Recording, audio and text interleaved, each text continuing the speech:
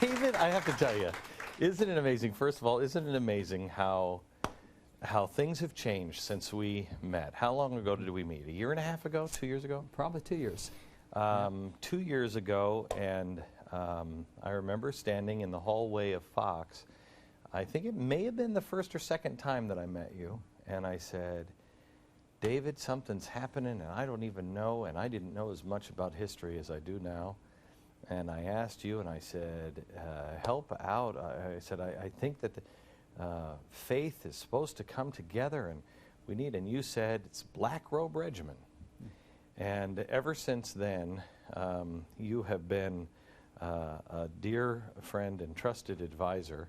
I think you are one of the most important men alive today. I think you and your wife, Cheryl, have done more to save our country than most people alive, because you have been preserving its history for a very long time while taking slings and arrows that very few have to endure. And you have done it with grace and dignity the whole time. So first of all, thank you for being who you are, and your wife, Cheryl. Thanks, Cheryl.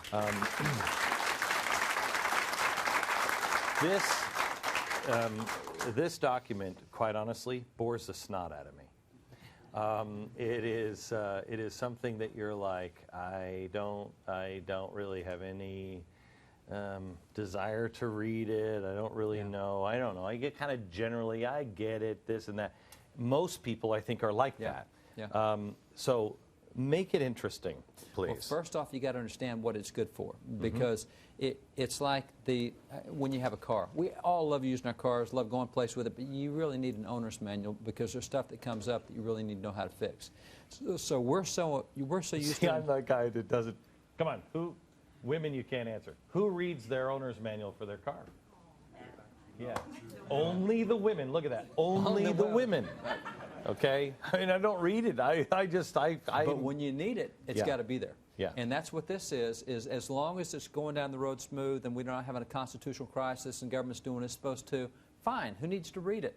But then when we start getting noises and stuff going on that shouldn't be, we go, where'd that go? I don't know. And if you don't know the owner's manual, or at least know where to go in the owner's manual, then you really underperform what you're supposed to have. And that's why you need the Constitution. So tell me, because September 17th, 1787, that's a long time where we were just kind of really adrift. Tell me, how did we get here? What happens here, and Constitution Day is important, but if people focus only on the Constitution, they'll miss everything. The Constitution itself in Article 7 incorporates the Declaration into it. And if you ever separate the Constitution from the Declaration, you've lost American history and you've lost all the principles. Can I tell you something? Which president do you think said we should forget the Declaration of Independence? It's only... What? Your favorite. Yeah, my favorite. Woodrow Wilson, man. He trashes the Declaration of Independence and says it has no relevance on anything. It's just a history lesson of what the king was doing. And that's a great way to make the document say stuff it doesn't say, is to separate it from its history, separate it from its intent, take it away from because the Declaration is really a recitation of decades of what's led to that point. And then after having given 27 reasons why we're doing our own country, they set forth all these principles that is going to be different about our country. Well, they took there's 6 principles in the first 155 words. Every one of them is contained right here. If you don't understand those 6 principles, you'll never read this. So what are the 6 principles? 6 principles. You start with the 155 words. They say we in government. And remember, this is not individual statements. These aren't individual letters. It's a corporate document from the government. We recognize, 1, there's a creator. We recognize, 2, that the creator gives us specific sets of rights. Where does it say it here? On the creator? Yeah, where does it say? It says right here. Well, there's actually several things where it does say creator, at least in the concept. Let me hit that for example. Okay. For example, when you go to Article 7, it says we've done this in the year of our Lord. And that's an acknowledgement of creator. This point, we the people, is actually point number 5 in their philosophy of 6. So you have to understand the 4 things that come before they got here. If you don't understand these 4 things, you won't understand this is point 5. So start at the very beginning then. Give me the 6. You got a creator. The creator gives you certain inalienable rights. Doesn't matter what color you are, what gender you are, doesn't matter where you live. It doesn't matter if you're an American or not. You've got a certain guaranteed set of rights that come from him because he gave them to you. Number 3, government exists to protect the rights he gave you. That's the first purpose of government, is the rights he gave you. That's why government exists. And that's what the Declaration said, that to secure these rights, governments are instituted among men. So that's why we have government, is to secure inalienable rights given us by Creator.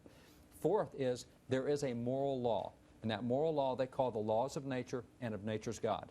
Below that, number 5 is you have social compact. Social compact is we get to decide how things are going to operate below that moral law. We don't get to decide, for example, whether you get the right to life. That's not an option for us. God's already said you have it. We have to protect that. We can decide if going down the highway at 75 is too fast, because that's not a moral law. It has nothing, and that's why when you look at moral issues, what the founders call the common law in the 7th Amendment of the Constitution, those are all morals that are established by God. As their law book said, we'll never argue over murder. Murder, God's told us in Scriptures, murder, what it is, how to deal with it, nothing else. They said, now, when it comes to importing or exporting wool, that's what we can decide about, because he doesn't tell us how to do that. So this is where we pick up at point 5. This is social compact. The consent of the governed in the Declaration are we the people. If you don't understand, there's a creator. He gives rights. The government exists to protect those rights. There is a moral law, and now we're going to tell you how it's all going to operate below that. If you don't get those first 4, you'll never understand this. That's why if you try to make this a secular document and separate it, it will be abused. GBTV. The truth lives here.